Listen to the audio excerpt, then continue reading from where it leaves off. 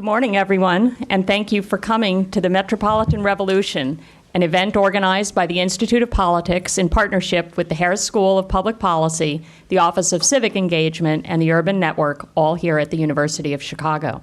My name is Paula Worthington, Senior Lecturer at the Harris School, and it's my pleasure to welcome you on behalf of the Harris School and to say a few words before moving into this morning's program.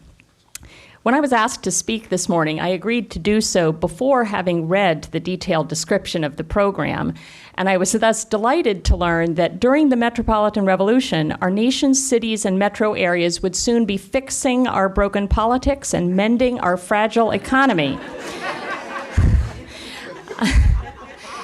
I am certainly glad that someone has accepted responsibility for fixing our broken politics, since our federal, legislative, and executive branches showed us quite recently that they were unavailable for the task.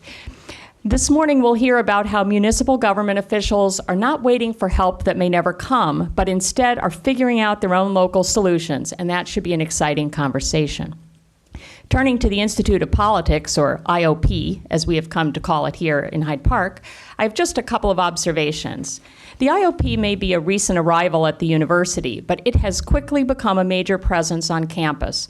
The IOP's regular email blasts suggest an ambitious and energetic effort to engage university students in the life and activities of the publicly inclined mind, and the list of IOP events, lectures, internship opportunities, and other activities is impressive.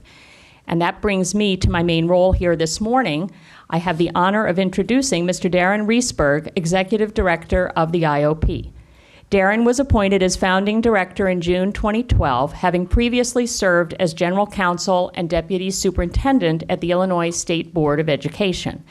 Darren's energy and commitment to the IOP's mission have allowed the IOP to offer a wide range of programs, events, and opportunities for students.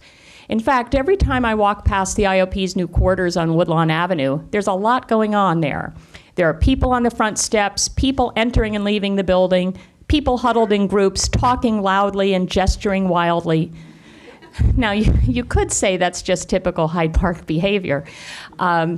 But in fact, these people are talking and arguing about public policy, public affairs, and politics, evidence that the U of C is not always just about the theory, but is sometimes about the practice, too. So thanks, Darren, for your role in organizing events like today's. And now, please help me welcome Darren Reesberg.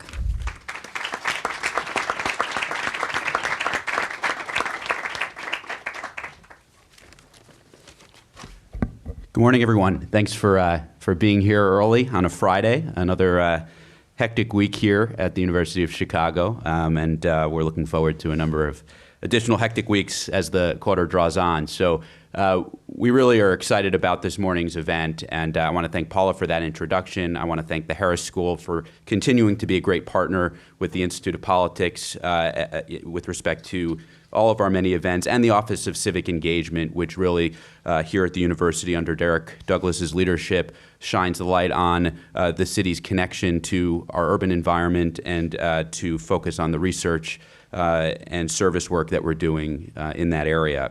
I had the pleasure of attending an event where Bruce Katz was featured earlier on this year, and really felt that this was an issue that we needed to ensure we brought here to campus because, as Paula said, we're in interesting times here, both with respect to our federal government and the gridlock that we see there, and with respect to our state governments, where we're enduring fiscal crises, not just here in Illinois, but in other states across the country, which means that we have to look somewhere for the innovation that's going to propel us forward. And it's been in our metro areas where we've seen that happen. So without further ado, I want to introduce the panelists here. I'll start with Bruce, come down the line, and then introduce our esteemed moderator, Carol Marine. Bruce Katz is the vice president, as a vice president at the Brookings Institution and founding director of the Brookings Metropolitan Policy Program. He's a co-author of the book that we'll focus on today, The Metropolitan Revolution, which is a distillation of his work on the emerging metropolitan-led next economy and its practitioners around the country working to produce more and better jobs driven by innovation, exports, and sustainability. Bruce regularly advises federal, state, regional, and municipal leaders on policy reforms that advance the competitiveness of metropolitan areas. Next, we're very honored to have with us Mayor Anise Parker, who is Houston's 61st mayor and one of only 2 women to hold the city's highest elected office. Mayor Parker's work in Houston is also featured in Bruce Katz's book, so there's an exciting connection here, so we're happy to have them together. Under the mayor's leadership, Houston's job growth has far exceeded the number of jobs lost during the recession, and she passed and implemented Rebuild Houston, a comprehensive pay-as-you-go infrastructure improvement initiative. Mayor Parker has spent many years in service to the people of Houston, including 6 years as a city council member and 6 years as city controller. She's the only person in Houston history to hold the offices of council member, controller, and mayor. This is her second term as mayor, and I think what's important for us all to recognize is that Mayor Parker is up for re-election for her 3rd term, which is November 5th, so just in a few weeks. And she has taken the time, and I think it's important really to underscore that, she's taken the time to come out to Chicago, where she doesn't have many voters. Doesn't stop. Right. Yeah, this Chicago is true. We have an interesting history there. But not only is she doing this morning, yesterday she was at an event that I was on the host committee of around the marriage equality effort here in Illinois, and then came down to campus to speak to a large group around the university's diversity efforts, speaking primarily to the issue of the bullying in schools around LGBT youth. Mayor Parker, again, on many scores, we thank you for being here. Next, Derek Douglas. I briefly mentioned Derek before because of his leadership role in the Office of Civic Engagement here at the university. Derek's, since January 2012, been the Vice President of Civic Engagement, and in that role he leads the university's local, national, and international urban development and civic engagement efforts. From 2009 to 2011, Derek served on the White House Domestic Policy Council as Special Assistant to President Obama, where he led the Domestic Policy Council's work on urban and metropolitan policy issues. Scott Aller, just to my left here, is the director of the Urban Network at the University of Chicago and a non-resident senior fellow at the Brookings Institution's Metropolitan Policy Program. Scott is an associate professor in the School of Social Service Administration here. His primary areas of research and expertise are urban poverty, employment among low-skilled workers, residential mobility, safety net utilization, and the spatial accessibility of government and non-governmental safety net programs. And last but not least, we're really thrilled to have with us Carol Marine. Carol will be moderating this morning's panel. Carol was named NBC5's political editor in 2006, covering state, local, and national political stories. Carol's an award-winning reporter, winning journalism's highest honors, including 2 George Foster Peabody Awards, 2 DuPont Columbia Awards, and 2 national Emmys. Carol, in addition to her duties at NBC5, is a political columnist for the Chicago Sun-Times and an interviewer on WTTW's Chicago Tonight, and a huge asset to the city of Chicago that we very much appreciate. So without further ado, Carol, take it from here. So Bruce, let me start with you. If mayors ruled the world, what? What? I mean, by the way, I know how Rahm Emanuel would answer this question, but I was curious based on the Metropolitan Revolution. What do you think? I think mayors, and particularly Mayor Parker, share very similar characteristics. And I would actually say these are characteristics shared by a broader network of leaders, corporate, civic, philanthropic, environmental, community in many of the cities and metropolitan areas. They're pragmatic. They put place over party. They generally put collaboration over conflict, not around everything, but around things that clearly do matter to their communities to drive them forward. And for the most part, they put evidence over dogma. You know, when we go around and basically unveil for city and metropolitan leaders, here's the facts about your economy. You know, here's what you make. Here are the services you provide. Here's what you trade. Here's who you trade with. No one gets up and say, you know, we're not interested in facts. We have our own opinion about what our economy does. So I think what differentiates the city level and the metropolitan level from the federal or state level, the federal government is a government. States are governments. They can be hijacked by partisans on either side. But cities and metropolitan areas really are networks of institutions and leaders that co-produce the economy and co-govern their communities. The mayors are at the center of all that. And when mayors, as Mayor Parker has done, use their informal power to convene stakeholders and leaders, each of these institutions or sectors can do things by themselves, but when they come together, they can do grand things. And that's how cities and metropolitan areas are going to, or they already are, powering this country forward. Mayor Parker, I'm curious in terms of this revolution and in terms of what Bruce writes as a movement toward the localization as opposed to the federalism of it. Has the federal government and the state government for an elected official like you become functionally irrelevant? Yes. It's a little bit different in Texas than many states. We receive almost no funding from the state. Our school districts are independent, and they receive funding from the state, but the cities do not. We're home rule cities. We pass our own laws. We raise our own revenue, and we have to live within our own means. We interface with the state of Texas in an emergency situation. And the cities are where the economy is happening. If you look at the big cities in Texas, Houston, San Antonio, Dallas, the three biggest, we are driving the economy of Texas, and I'm assuming that the GDP of those cities, or gross metropolitan product, is bigger than a bunch of states. Bruce could probably rip it off the top of his head. So the difference between as Bruce said, the federal and the state level and cities can't stop. In order for human beings to live together, you have to have the functions that cities provide. The water has to flow, the sewage has to flow the other way, you have to have the trash picked up. Those systems literally cannot stop, or human beings can't live together. People would start dying pretty quickly.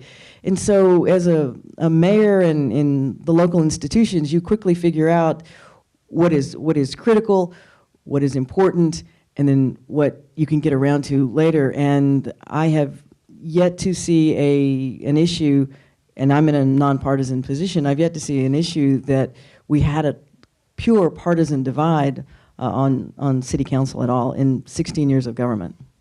Wow.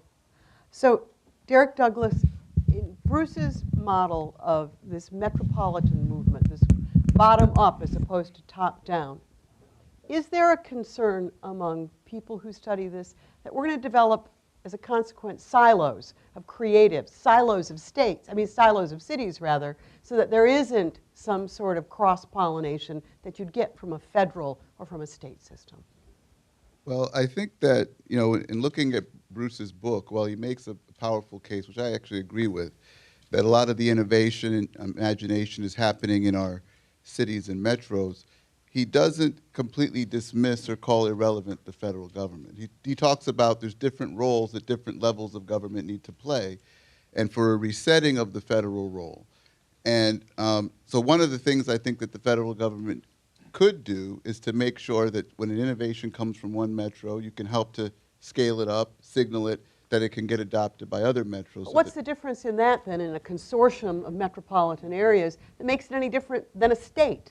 If you're not your own independent city and you are united, aren't you just sort of redoing the state model? I don't think it's the same thing as redoing the state model, to have metros cooperate with the other, collaborate with the other, share ideas with one another. If the states are 50 experiments in democracy, the cities are 1,000 experiments in entrepreneurism. And so is there, for cities, a role in immigration, Scott, in pollution? Can cities do this, or do you need that holistic national model? That's an interesting question. I think there's certain things that cities do really well, and they're doing more things really well now than 20 or 30 or 40 years ago. Bruce's book comes at this time because cities have developed not only a lot of capacity, we have much stronger mayors than we probably had 20 or 30 years ago across the board in our top cities, but we have a stronger philanthropic sector. We have a business community that probably understands a little bit better how cities have to work to support their goals.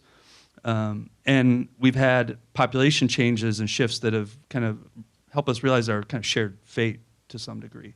And that's very different than it was 30 or 40 years ago. But there's certain things I think that cities have a harder time going alone on. So it's going to be harder for cities to solve healthcare by themselves independently. It's going to be harder for cities to solve pollution by themselves. So there's problems that are kind of that where there are kind of externalities or where there are public goods issues that collective goods issues that cities themselves can't provide.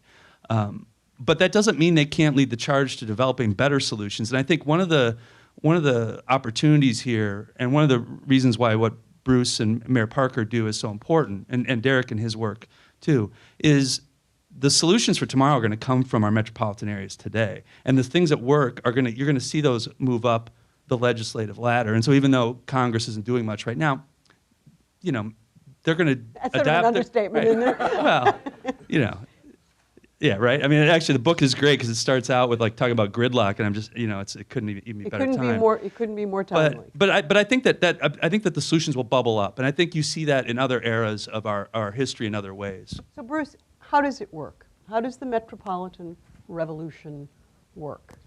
So first, I just want just a quick thing about the national government and states. They should do what cities and metros can't do. I mean, we're not going to have every city and metro, basically ensuring our food supply is safe, right? We're not going to have cities and metros defending the homeland or having a social safety net around healthcare and disadvantaged populations. So there are certain basic things that the federal government should do. And my view of the federal government in this century, it should do less better. Right, and because it really took on a lot of responsibilities, frankly, that I think actually could be devolved down. They are devolved down in other countries, and those countries seem to be doing quite well. So, just because we have a current state of affairs, it doesn't mean it has to persist. In terms of what cities and metros do, we really have three recommendations. First, and these are general, but they're backed up by the stories in the book. What's your network? The economy is networked, and cities and metros are networked. And when the network of institutions and leaders come together and form relationships across jurisdiction, across discipline, across sector, across party, right, they really can begin to crack at the either hard challenges or leverage opportunities. Second, set your vision. The great 20th century philosopher Dolly Parton said, find out who you are and do it on purpose. And what we find is the Houston economy is really quite different from Hartford, and Chicago is quite different from Charlotte because of legacy assets and location in the country and different sectors and clusters. So this is really about not the ubiquitous America. This is about the distinctive America, right, and how we grow these very special advantages we have in different places. And the third part is find your game changer. I think every city and metropolis, if you look back over 50 or 75 years, had a game changer, right? It had some kind of intervention around infrastructure, around a major advanced research institution, about some intervention around skills, right? That really changed the trajectory of their economy.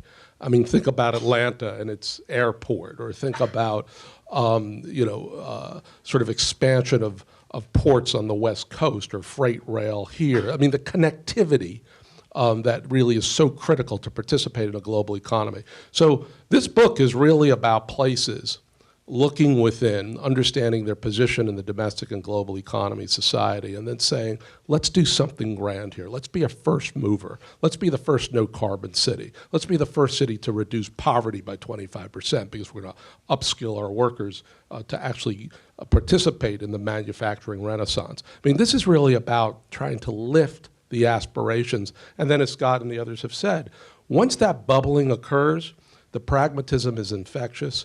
And when the national government or the state government needs to add to the equation, to scale or to replicate, then let's push them to do it. But I'm not waiting for Washington anymore. I mean, we're just going to sort of lurch from one crisis to another while folks on the ground just get stuff done. So, Mayor, I'm assuming that you're not worried about getting reelected because you're here. So, will you help us see, because for instance, in Chicago, Rahm Emanuel has very bold, big plans. One of them is public private partnerships around infrastructure. Needs an infrastructure trust. Bill Clinton came in to promote it. But 18 months in, we're still struggling to find that first project, even though the leadership of the infrastructure trust is a very smart person. Have you cracked the infrastructure nut in Houston? I believe I have, and one of the major functions of cities is to make sure that the infrastructure is there. Cities are a platform on which people build their lives. Businesses operate, families come together. If the platform isn't sound, that all those other things that are built upon it can't be successful. Leaders of cities, and Houston is a strong mayor system. We're number 4 in America behind Chicago. And you have to have the grand vision, but you also have to make sure that the details fit together. And our solution to infrastructure, 3 months into office 4 years ago, I hiked water rates in the city of Houston 30%. It had to be done. Previous mayors wouldn't do it. Managed to get an overwhelming vote of council to do it. And the way we did it was we laid out clearly for the council members and the public, this is what the true cost, this goes to Bruce's point about the facts, these are the true costs of providing the water sewer system. This is what we need to do to meet today. This is what we're going to have to do to grow and move it forward. Later that year, same issue of infrastructure, we went to the voters, and this was in November of 2010, which was the anti-Obama 2 years in, throw the bums out, everybody hates incumbents vote. And we took to the voters an infrastructure fee for the city of Houston. But what we gave to the voters was we promise we'll no longer borrow money to do road construction projects in Houston.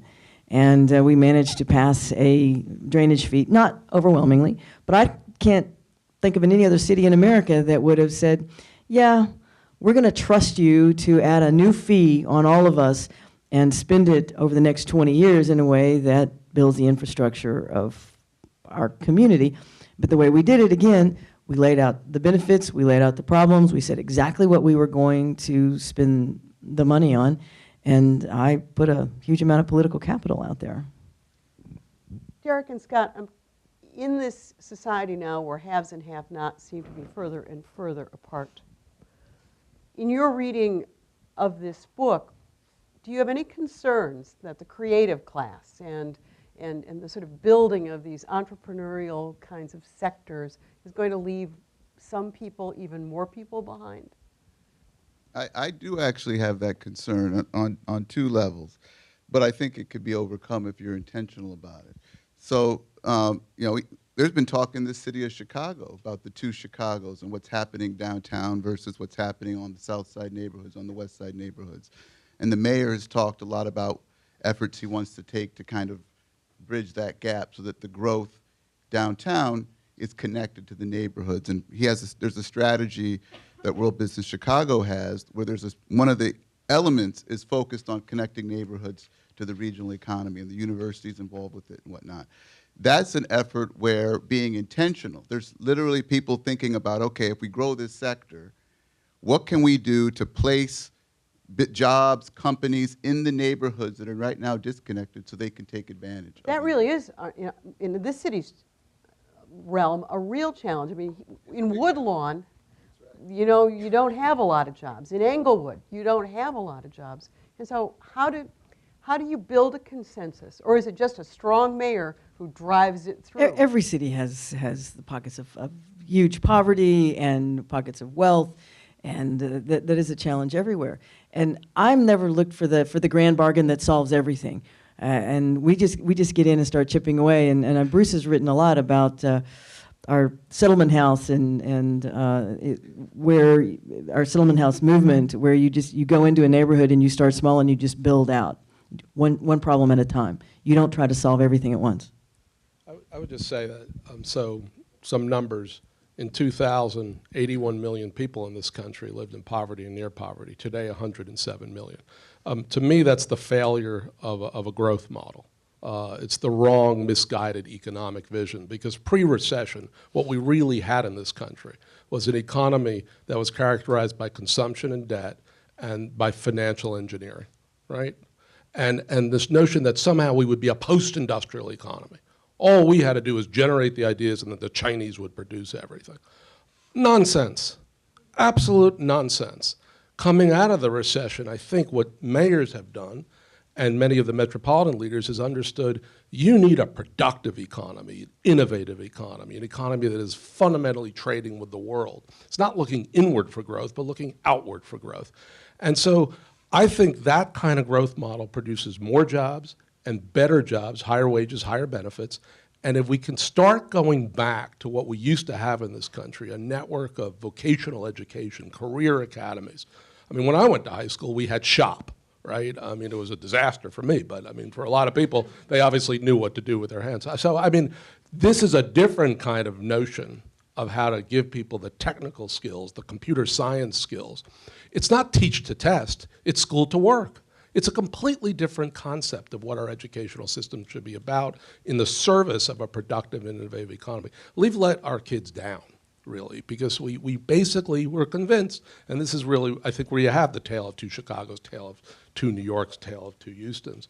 We had the wrong economic model that both parties bought into. And I think it's going to have to be remade from the bottom up because people on the ground understand. They see the areas of disadvantage and deprivation. So, Scott, at the same time, in that creative sort of model, we don't have the same factories, we don't have the same laboring economy, we don't have the same population of workers in some of our businesses. So in this city of Chicago and other cities around, how do we do that? Well, it's a tough question. One thing that struck me when I read the book for the first time was... How many times have you read it? Twice. Well, I skimmed it. I skimmed it last night. Does that count? So once and a half, maybe. I actually spent more time talking about confronting suburban poverty, which is another road show that Brookings is doing, which talks about the changing geography of poverty. But when I was reading the book the first time, and when I was kind of reflecting on it last night, one of the things that jumped out at me was this notion that change in cities today and leadership in metro areas is action-oriented, it's results-oriented, it's about what are we going to achieve tomorrow and how we're going to prove that it works. But a lot of the problems we're talking about take a lot of time to address. And not every city has the luxury of having a Mayor Parker or a Mayor Bloomberg or someone who stays in office for a long time and is committed to that has other kind of institutions that have staying power or leadership power in the community. And so I think we have to be patient to some degree and understand that we're not going to be able to solve some of these issues overnight. I think another thing that has to happen is the safety net programs, and Bruce talks about them in the book, that are necessary to support low-wage workers until we get to this better economy, or as we transition, or as people cycle. Frankly, people will cycle in and out of good and bad jobs, even in a better economy. Those programs are federally funded, state funded, and what metropolitan areas can do is help pull together different advocates to talk about how we can make them better, how we can make them more robust, more predictable, more consistent. I think the Neighborhood Centers initiative in Houston is inspiring for all kinds of reasons. But that's really unique. And it took 100 years to build that organization. And so, that's a long time to be mayor. Having patience, but also knowing that we have to advocate for these programs that help support the least advantaged in our society so that they can grab the next rung on the ladder when that ladder's ready. But there's a territorialness about there's suburban poverty, there are suburban mayors who don't want to let go of their power.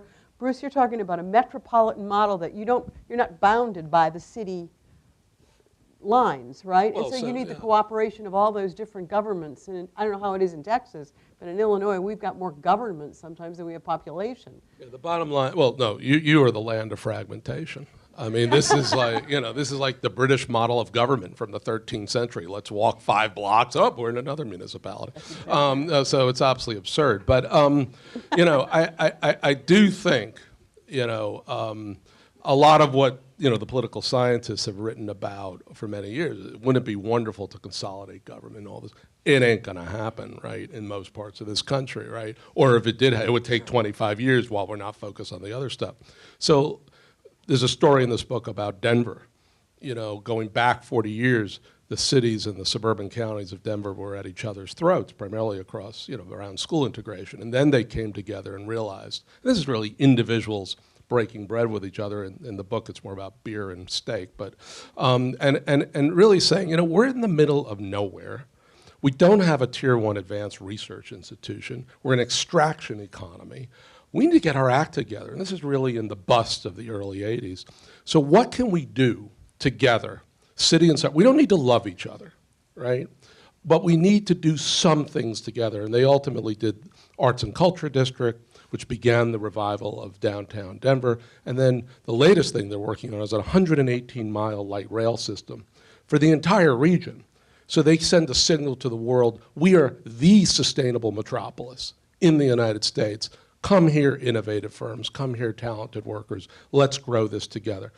Now, so, you know, perfect is the enemy of the good, obviously, particularly when you're dealing in these cities and metros with so much fragmentation. But find those 1 or 2 things that really can function at the metropolitan scale, you know, and really can add significant value to the economy and lift boats. So this is not about, you know, let's start doing everything together. You know, it's like a Monty Python film, the herd moving together, right? Let's just find those 1 or 2 interventions to operate the metropolitan scale. And you know, success breeds success. People feel good when they're actually able to accomplish something. It just moves on to the next thing. Mayor, your greatest success so far?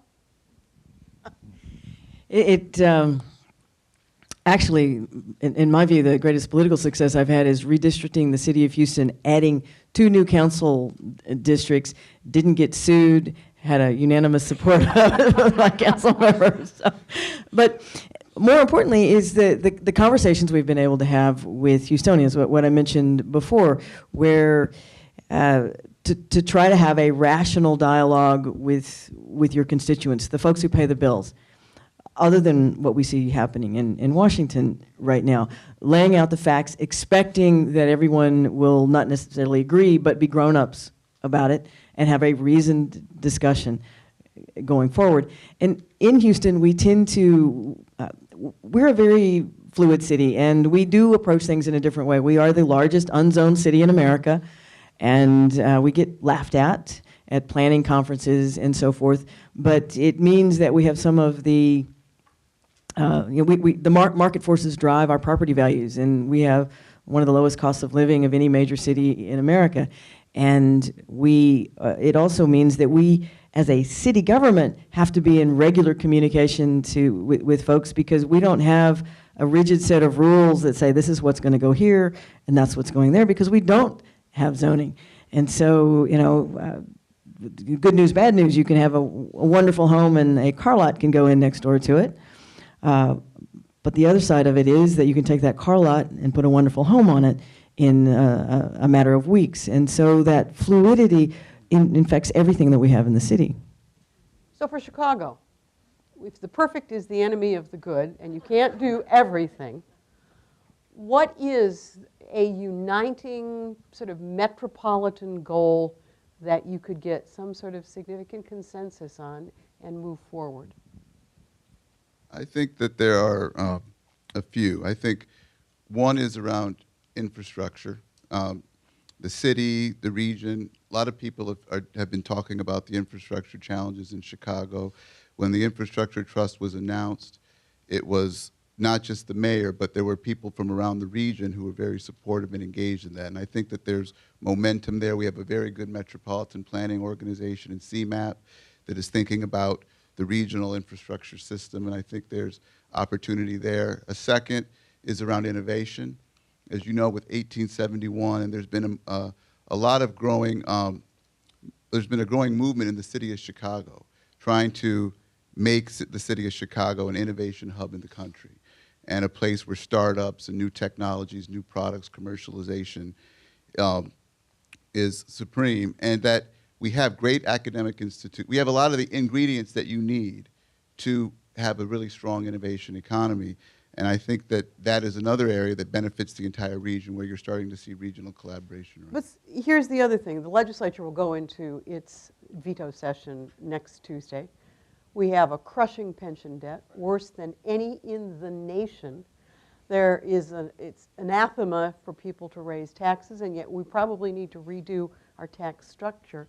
I mean, Scott, even though you say, we're going to move out, I'd like you to solve this. Even though we're going to move out into a more innovative model, how do you stop being crippled by the old model at the same time? Well, I mean, the easy answer is you vote for different people, but in a fragmented political system like we have, that's pretty difficult, and incumbents have a lot of power.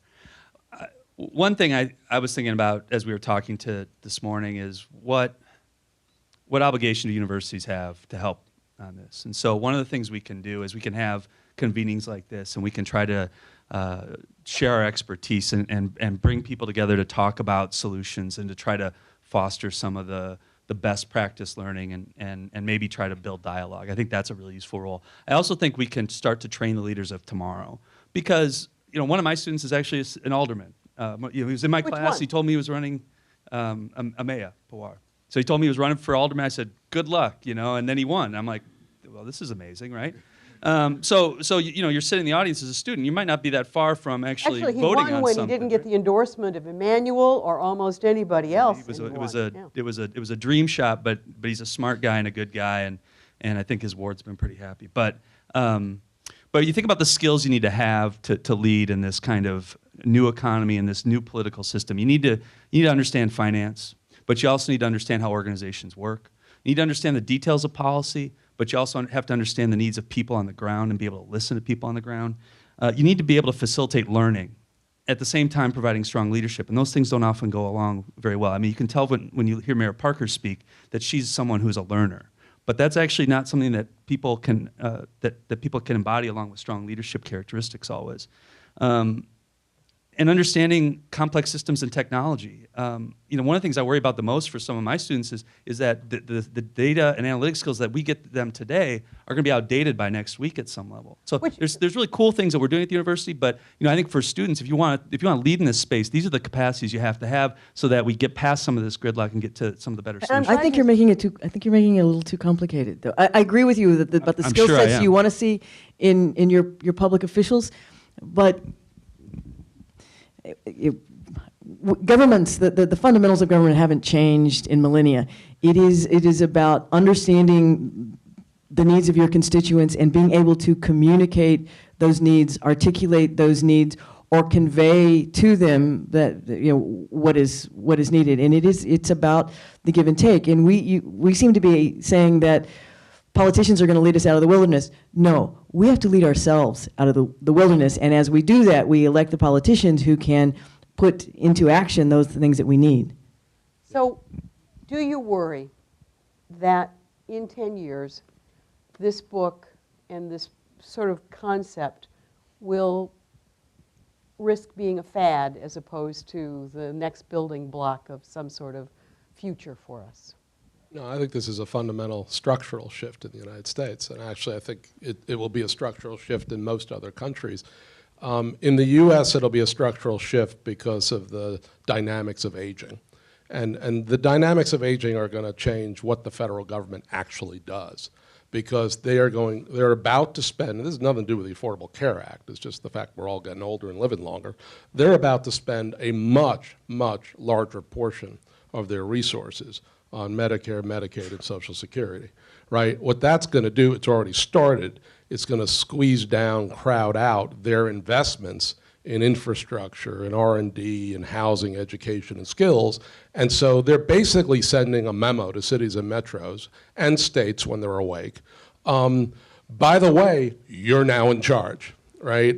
Because we're just becoming a health insurance company and an army. I mean, that's what we're going to be doing at the national level for a period of time. And providing those common platforms for environmental sustainability and so forth. So this is the reality. I think what we're just capturing is a revolution that's in formation. This is the early part of it. There's a couple first movers, right? There are going to be some fast followers. And I think as this takes hold, there's no city or metropolis that can't benefit from this, but they need to get to work. And there's a chapter in the book that we call the post-hero economy, and this really builds on what Mayor Parker just said. We can't wait for the mayor to do something. right? I mean, this is not, I mean, we can't delegate all responsibility for vision, strategy, tactics, finance to like one person. We really have to step up as networks of institutions and leaders and citizens and take responsibility. And I actually think that's liberating, it's exhilarating. That's a true participatory democracy. It's not like, hey, we go to the ballot box every 4 years, elect someone, go home, go to sleep. I mean, no, this is about us shoulder to wheel building our places. So, no, I think this is actually, and I calmed a bunch of the book down because my staff was telling me, you're like completely out of control. But I don't know. Yeah, everyone was, I want to read that book. But no, I think we've just captured something. And frankly, outside the United States, whatever we invent here, frankly, the rest of the world is going to try to emulate, because what they really admire about us is this entrepreneurialism and this sense of possibility and aspiration. And that's what I hope the book conveys.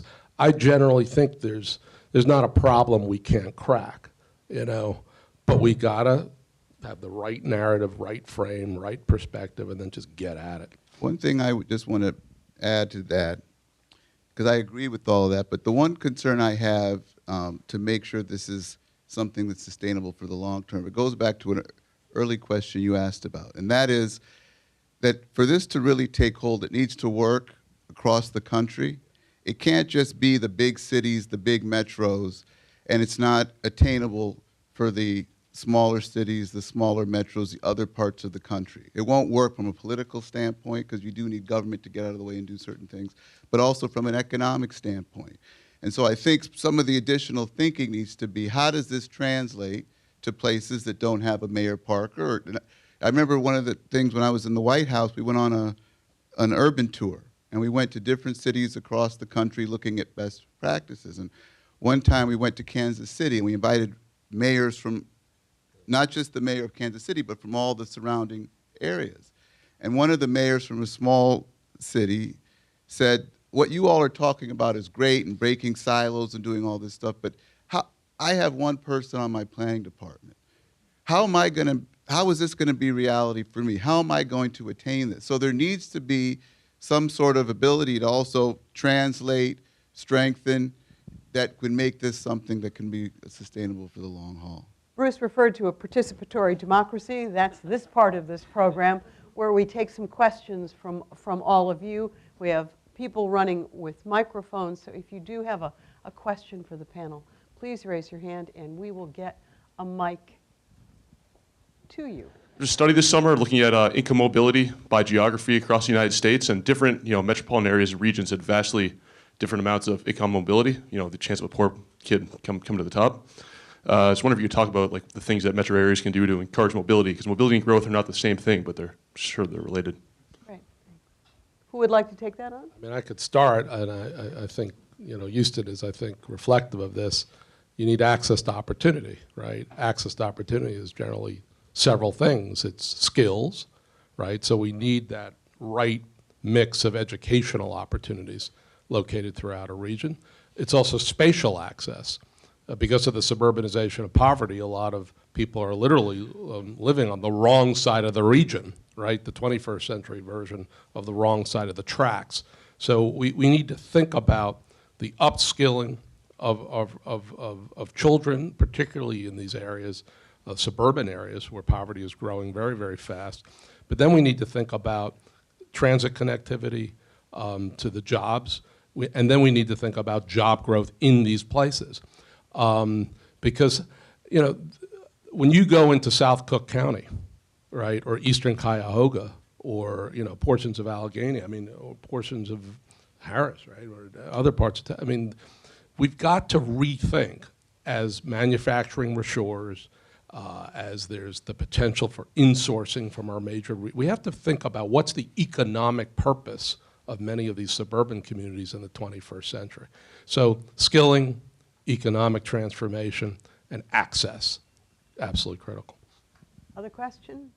Tim Swanson with Canon Design. I'm an urban strategist, and I have a question. You both touched, or many of you touched on the relationship between state level and city, federal level, and how they interact. Denver, for example, 2 years ago got $1 billion in federal funding for this 180 miles worth of light rail. Houston, there's been some consternation for the third ring road and how TxDOT's actually going to fund that, based on Houston funding that, the state funding that, or the smaller municipalities funding that. So I'd like to talk, or you all to talk a bit about that relationship, that this is happening at the city level, but how is it funding and how is it interacting back and forth at the state and federal level? Mayor, would you like to take that? Actually, what you're talking about, such as the third ring road, is where we get into the battle between the suburban interests and the core city. I'm not interested in funding something that pulls my population outward. And so this is really a debate for the small cities and the state of Texas as to how they fund it. We, and our light rail system, we happen to have less than stellar representatives in Congress who have blocked funding for light rail for Houston for decades. Tom DeLay, can you hear me now?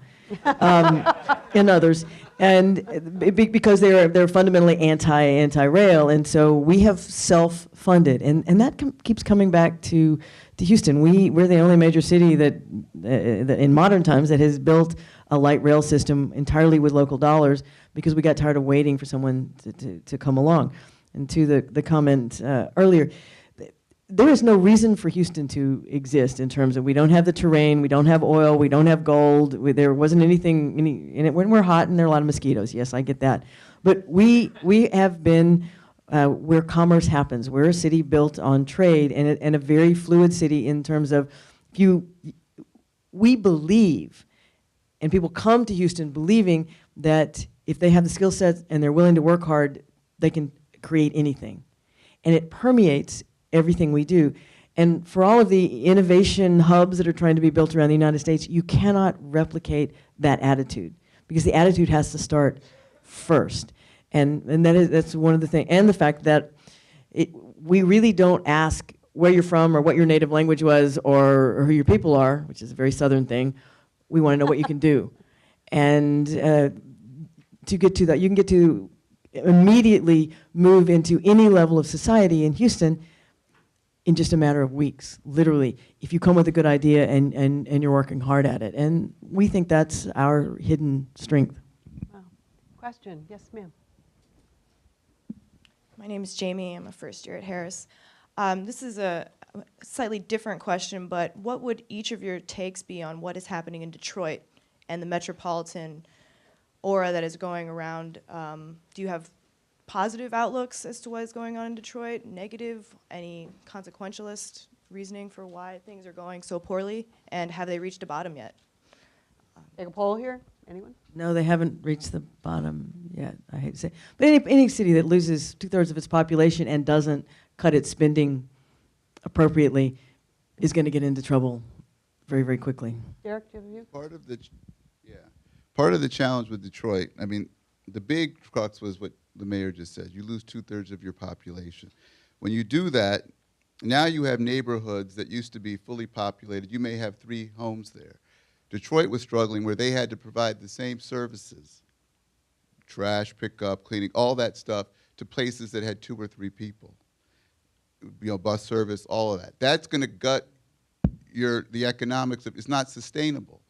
And so I think that Detroit is going to be on the path back. Detroit will bounce back. When I was in the White House, we did an initiative to bring special attention to Detroit in terms of capacity, redirecting federal resources to try and make the dollars more flexible so that Detroit could be more nimble with how they're using them. Bruce and Brookings has been involved with a lot of efforts where you have stakeholders across the city rethinking the planning and whatnot for Detroit. I think they had to go through what they're going through now to get back on the right track. But I think over time, there's a lot of investment, there's a lot of focus. The federal government just announced another, I think it's $300 million. We don't want the federal government. We want to do this in a lower level, right? They can't do it. Okay. Yeah, they need some help. So I am crazy about Detroit. Okay, and I maybe I'm just crazy, and it really builds on what was just said. 138 square mile city that once had 1.8 million down to less than 700,000. You can put Manhattan, San Francisco, and Boston in the city and have room to do lots of things. 3% of the landmass, the downtown, the riverfront, Canada's to the south, up with the Woodward Corridor. It's the new math of transit. They put 100 million down local, private and civic. The feds put in 25 million. And then everyone treated the feds like a savior, and it's like, guys, you just joined the party. And then moving up into the Midtown, Wayne State, Henry Ford Health, Detroit Medical College for Creative Studies, Shinola Small Batch Manufacturing. There is an energy in Detroit in the 3% of the landmass that is 40% of the jobs. So I think Detroit is an undervalued stock, frankly. And I think the bankruptcy is going to be a reset. It's going to be a complete reset. And I think it's going to surprise people. And now what we need to do as a country, not just as a group of corporate civic and university leaders in Detroit and citizens, is see this as a national project, not a federal project. We don't want a program. We do not want a program. What we want to do is to crowdsource funding and expertise and talent and help that place come back. Because when it does, it sends a signal to the world, really. Like New Orleans after Katrina, right? We can rebuild these places. They will look very different than what it did before, but there's enormous possibilities in Detroit. So, you know, we're working on an investment prospectus for the governor. And, you know, I think we're basically saying to investors, domestic, global, company, equity, this is a place to invest in. I mean, you know, great bones, great possibilities, and if we do this smart, we'll bring a good number of the citizens along. We can upskill them and have them participate in the revival. So you know, it gets back to Houston, really, because the story in the book about Houston is this woman, Angela Blanchard, who basically sees all these immigrants coming in with enormous assets. The rest of the country says, oh my God, we have so many problems, we have so many problems. She says, no, these are people with assets, we need to tap them, we have to have them realize their potential, and then we will rise together. That's the kind of conversation we have to have. We have to recognize our challenges, they're very large, they're very substantial, but we have to recognize this enormous opportunities that we have. One thing I'd say too is I think we have to be careful when we talk about bringing Detroit back, because you're going to hear people talking about gimmicks that aren't going to work. And one of the challenges of developing metropolitan economies is avoiding the gimmick. And everybody up here could talk about, you know, over the last 40 or 50 years, the kind of the flavor of the day in terms of this is going to bring back your city. And Detroit bought into all of them over the last 40 or 50 years. And what Bruce is talking about, the hard work, the investment, the commitment, the shrinking of the city, and having good sustained leadership. Detroit struggled in part because they didn't have strong, consistent, stable leadership. They had the opposite of that for a long time. This is where they need the kind of elected officials that you were talking about. That is the critical piece for Detroit right now. Exactly. And so there's going to be a lot of interesting stuff in arts and in urban agriculture. That's neat, but that's not actually going to save Detroit. And we want to be careful that we don't get caught up in the gimmicks that are really cool and really exciting and will generate all kinds of neat ideas. But we're not going to, like, you know, Detroit's not going to come back being a pear orchard, right? And I think you want to be careful about buying into those as dramatic transformation possibilities. We have time for one last quick question. Young lady way back there. Hi, my name is Jennifer Deek. I'm a second year here at Harris. I wanted to ask you a question about flood insurance. Sort of boring, but is this a role for the national government, or is this a role where cities need to say, hey, global warming is coming, our land is changing, our emergency management might be outside of the scope of a metropolitan area of a city, that we would need a greater level of government to come in and help out? No, that is where the federal government can absolutely step in, because that's something that will happen across the country. And we need a consistent and clear policy, because the federal government is also the agency that comes in post-disaster. And I don't lead a coastal city. We're 50 miles from the ocean, although, you know, at 3 feet above sea level, it'll eventually get to us. But we're very aware of the issue. I just want to say one thing. I used to be a staffer on the Senate Banking Committee. We tried to do flood insurance reform in 1989. I've never seen so many lobbyists emerge out of the woodwork in my life, you know.